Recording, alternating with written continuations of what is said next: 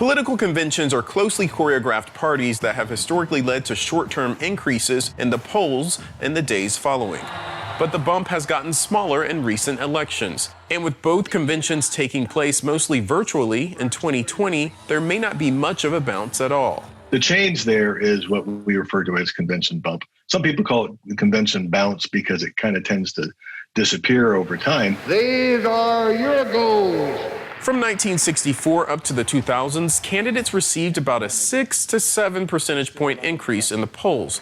But since 2004, the average bounce has been about 2.5 points, according to experts like Thomas Holbrook. The reason why?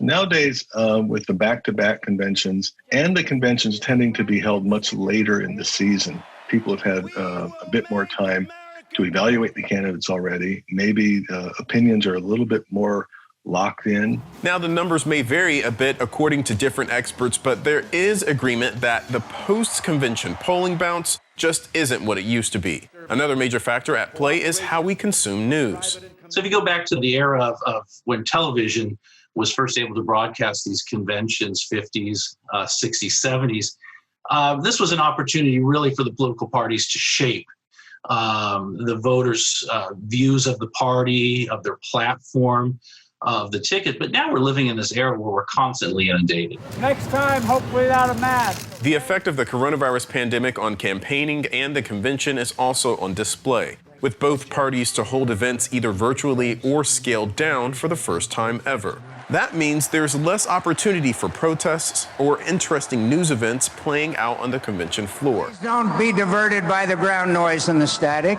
Something that would normally mean increased news coverage. And both parties may also find it difficult to keep viewers' attention.